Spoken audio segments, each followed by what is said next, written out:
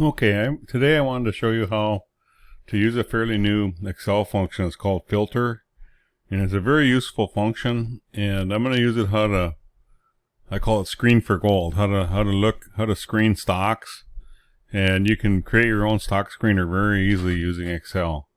So first we need a bunch of stocks, so I figured let's just go ahead and use the S&P 500. So I'll go S and P500 tickers. Do a search for the tickers. I need the list of the tickers. And here's Wikipedia. And Wikipedia looks like it has a fairly good, and it has the tickers right here on the first column of this table. So what I'm going to do is I'm going to do something on Excel that works sometimes. Sometimes it doesn't work so good. Sometimes it works better. But what I'm going to do is I'm going to go here. I'm going to go into data. And I'm going to try to import it from the web. So I'm going to go ahead and put that URL from that Wikipedia website I was on and paste it in here. Now, like I say, sometimes this works well, sometimes it doesn't. So it has several tables that detected on that. So I probably is going to be that table. So that looks correct. And then before I put it in, before I send it in, before I load it, let's go ahead and go and just take a look at it and go transform data. And let's just get, I'm gonna click some of these things I don't really want to put in there. We'll just go ahead, I guess the name might be okay. Let's just go ahead and get those three columns. The name of the ticker, the name of the ticker, and then also what sector that's in. And so these ones I just highlighted, I'm going to go ahead and hit delete. So I just want to load those three things into Excel. So I'm going to go ahead and go close and load. And it looks like it took everything in anyway. Okay, so that didn't work very well. But anyway, that's fine.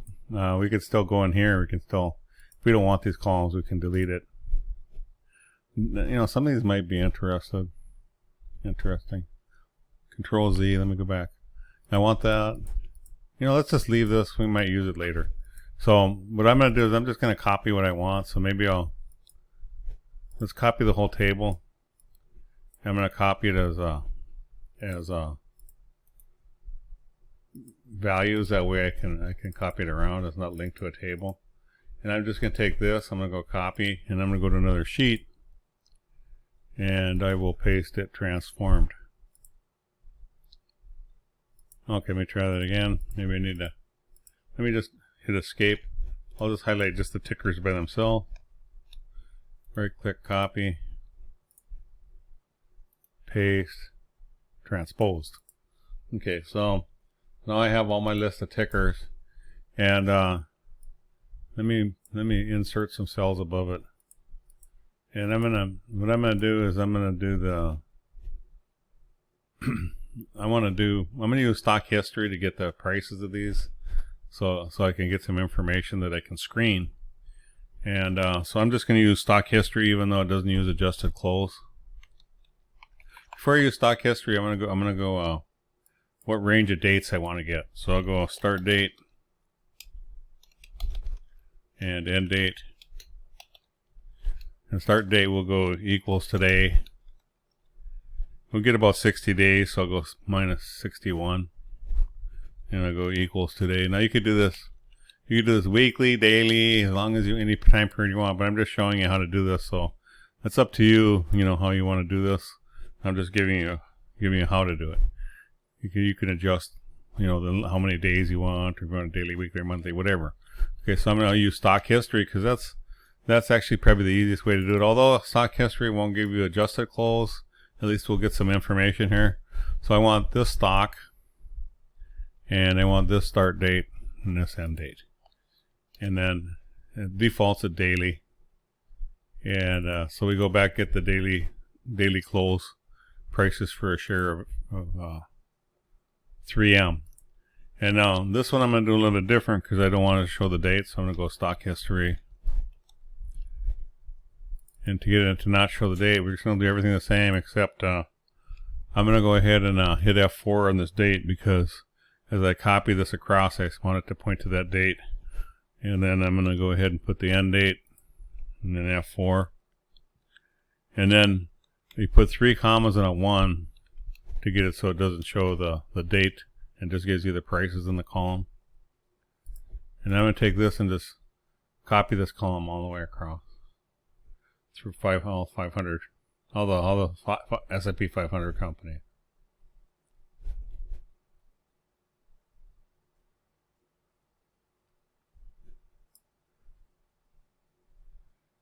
So that was pretty painless.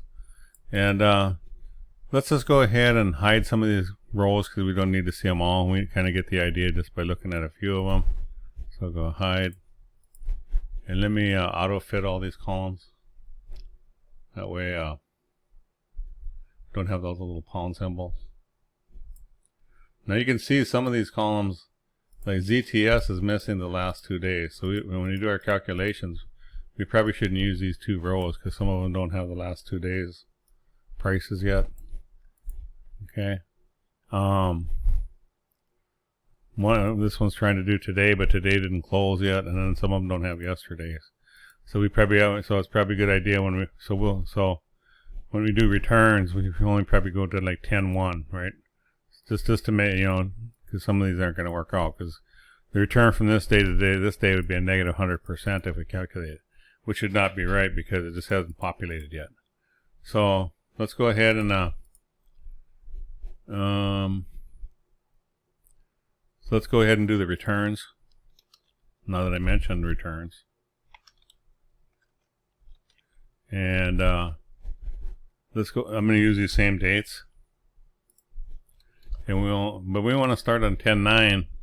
We're going to start on the second day because we're going to lose the first day, right? Because you have to use the day before to do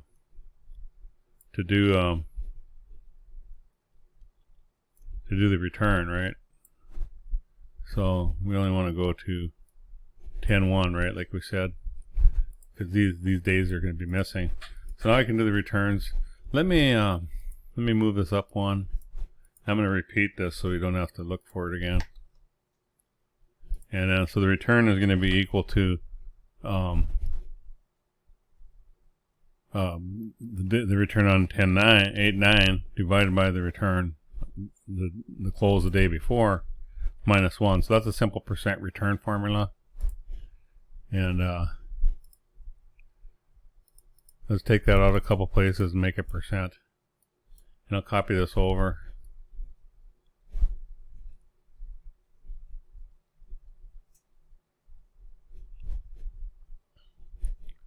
And then you have to fill it down, I'm going to have to just highlight the percents.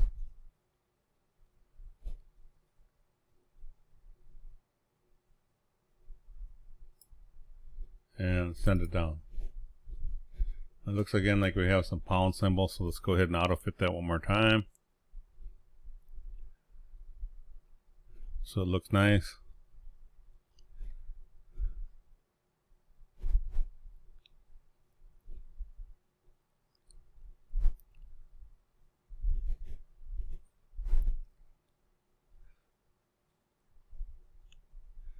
Let's go click between these 2 cells to auto fit them. Okay, so now we have the returns, and again, let's hide some of the rows. We don't need to see them all. They're there. We're just hiding them. Okay, so you can see where it hides it between these 2, right? Yeah, it's hiding it between these 2. So now we have the returns from 8/9 to 10/1 through 10/1, and now we can do some summary statistics.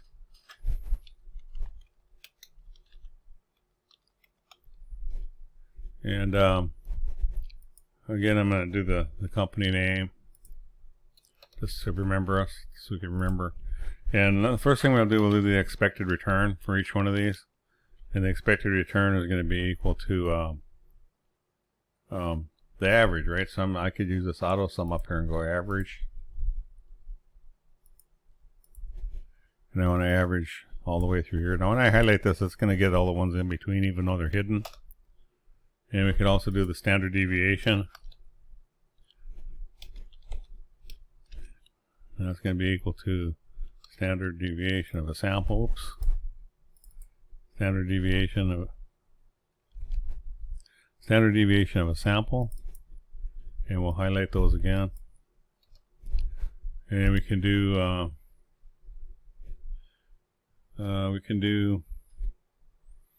the expected return divided by the standard deviation.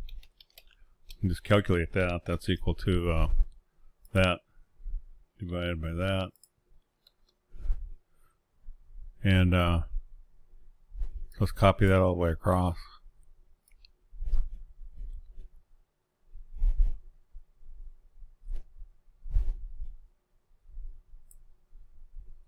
Now we might want to put something else in here because we're gonna be filtering this. So let me go here to here. I'm gonna insert a row, and I'm gonna go back here. Let's go ahead and put their sector, GICS sector, in there. What industrial sector? Hope I have to copy it from here because it doesn't like to copy from the table. So we'll copy the sectors,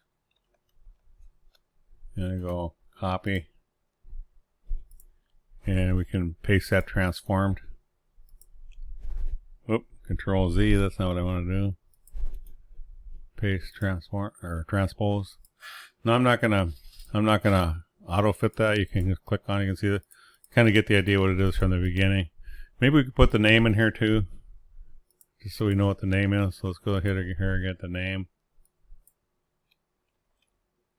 Right click, copy. Paste it, transposed. Alright, so now we can kind of, if you don't remember what name they are, there's a lot of tickers there.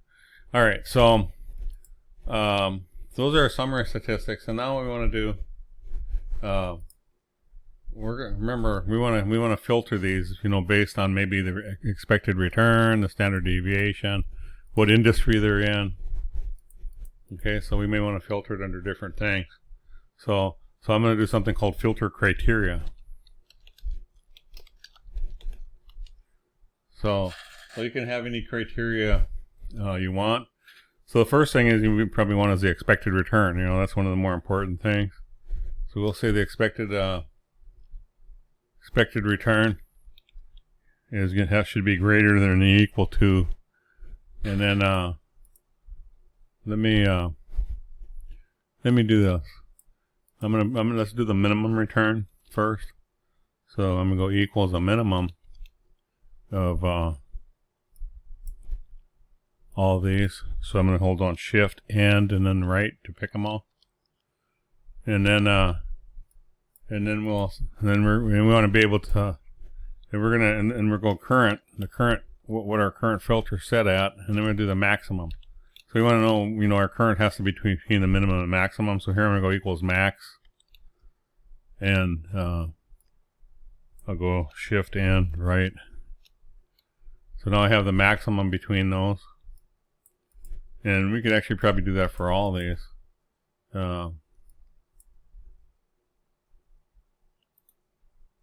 Copy, paste. We could filter any of these. And so standard deviation, you want that to be less than or equal to, because standard deviation you want it to be small, right? And then the expected return per unit standard deviation, you want that to be large. So we'll go greater than or equal again. So these two you want them to be big. This one you want it to be small. We can still do the minimum and maximum on each of them. Okay, so I'm going to do something here that's kind of neat. I'm going to set up a slider. I'm going to show you how to do a slider where you can actually make the filter go back and forth. Before we set up the slider, let's first do the range. The range is going to be equal to this minus this, right? And I want my slider to go between 0 and 100 at 1 increments. So let's say if this is at 0, well, I want this to be equal to my minimum plus. So the range is this much. So it's going to be this much, and I'm going to have 100 increments. So it's going to be divided by 100. And then I'm going to take it times how many, this is 0 increments, so it should be 0, right? This makes sense in a second. So I'm going to copy the format here. So the way I set that up is if I change this to 100 now, it should be the maximum. If I change it to 0, it should be the minimum. If I change it to 50, it's right in the center. So I want to be able to change this number, which in turn changes that number. And that makes it, that's the reason I'm doing that is I'm going to set up a slider, and all my sliders are going to have between 0 and 100 in their increment by 1. So that's why I did that. So the formula, again, the formula is just the minimum, okay, whoops, that's the range. This is it's the minimum plus the range, you know, the maximum minus the minimum, divided by 100, because I want to do the, you know, I want to divide that range by 100, and then times every, you know, how many increments, anywhere from 0 to 100. Hopefully that makes sense. And then we'll copy that down, and we'll copy these down. Okay, so now I'm going to set up my sliders. So the sliders, the way you set that up is you have to turn on the developer, and to turn on developer you have to go over here into options. No, it's not under options. I'm trying to remember where it is. It's been a long time since I turned it on. Yeah, maybe have to go into yeah, be under maybe options, and maybe customize ribbon, and you have to check this developer here, and it'll turn it on. So once you have developer, you go into developer. What I'm going to do is I'm going to insert a form control. I guess I should call it a scroll bar, and I'm going to insert it like right here.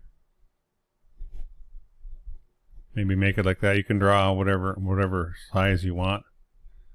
And I'm going to copy it and paste it below, because I'm going to have 3 of them, and then paste it below. So now I have all 3. And so this first slider, I'm going to right click on it. I'm going to go format control.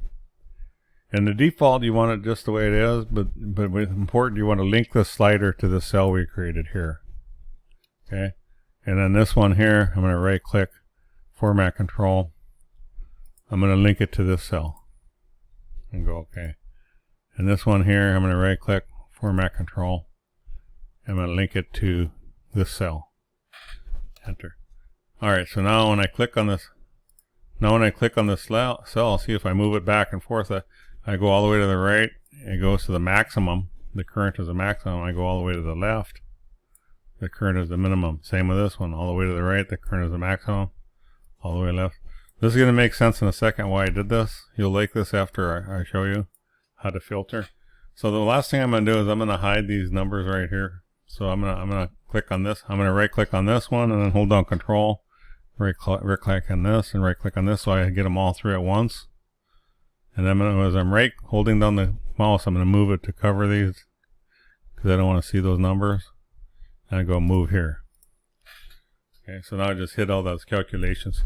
It's really all you want to see. This makes the spreadsheet a little bit neater. You just want to see this move back and forth. Okay, so now we're ready to filter. So I'm going to go equals filter. Let me put the filter over here. Equals filter. And I want to filter all of this. I'm going to go hold down shift and then hit N key and then the right. So I want to filter that whole array. Then it asks me what do I want to include. Well, I could say I want to include where. So let's just do the expected return first. We'll say all these expected returns. I'm going to shift N to the right. If all those, if they're all greater than or equal to this one here that I'm changing with the slider, right? And then if I just hit enter, now watch what happens when I do the slider. As I move the slider higher, there's less and less securities that have that return, so it can actually actively filter those numbers. Now it's nice to put this here, like we could say ticker, name, sector, and here we could just copy these, right? So I can just go equals this. So we have them named. So that's pretty cool. We can actually filter it based on what return I want. Okay. Now I might want to also put in, so how do I add more than one thing? Well, I could go in here and I could go, I could add another one. So I'm going to put this in parentheses. And I'm going to take that times, and so I'm going to add another one. I'm going to say all the standard deviations, shift in to the right, okay, and the standard deviations, we want to filter those when they're smaller, right?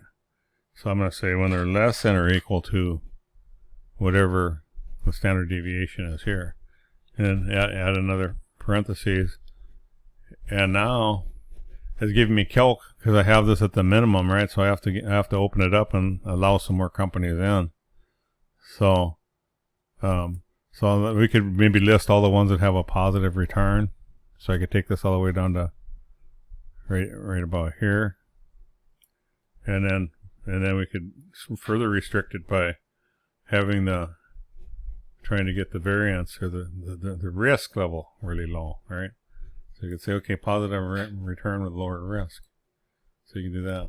So maybe you want to add a third one, maybe this modified Sharpe, the return per unit standard deviation. So I can go back to this again, I can add a third one. So I can go times, parentheses, all of these, shift and to the right, and let me go back. And so all of those, well, we want those to be greater than or equal to this expected return I have here, and then close it. So now we're filtering on 3 different things, right? So so if I wanted all of them, I put this all the way to the left, I put this all the way to the right, and I put this all the way to the left. So now I have all of them, so we can look over here and we have all of them in the filter. So we can get more. So as we increase our expectations on return, we can filter this all the way down till there's this one with the highest return, or all of them, right? Same here. So now it's getting to the point where I can actually, change the dial. I'm changing the dials on a lot of different things, aren't I? So I'm gonna do one last one. So I think you guys get the ideas, but I'll just do one last one. So maybe I want to do the sector. So I'm gonna go in here. I'm gonna say again. I'm gonna say and these sectors,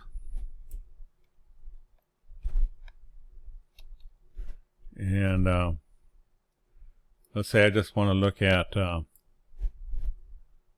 I'm going to say it equals, let's say I just want to look at the companies that have to do with healthcare, and close the parentheses, oops, close the parentheses and enter, and now I just have all the healthcare companies. I want all the healthcare companies. Remember, I go here and here in here. So this is a list of all, see how it says healthcare on all these. So now I've got all the sectors that say healthcare. So anyway, hopefully that helps. You can screen. This is what I call screening for gold. You can add other things. You could add more things up here. You could add like when I was previously building this, I added these 2 things. I'm not going to do it in this video. I was going to, but it's going to take too much time. So I added the price to earnings and the earnings per share, so you could add more filters on that. So I got these from Google Sheets, right? It was available on Google Sheets. If you go Google Finance and you do this ticker, comma PE, it'll give you the price earnings, or this ticker. So you can get the information in other places and then put it in here, and you can actually create your own filter, for whatever you'd like. So hopefully that helps. I'll put a link to this particular spreadsheet. I'll put it in the description on my video. My picture is going to come up. If you like the video, click on my picture. If you haven't subscribed already, that would subscribe you if you want to. Give me a thumbs up if you like it. Give me some comments. I like to read my comments. I read them all. Anyway, thanks for watching. Bye.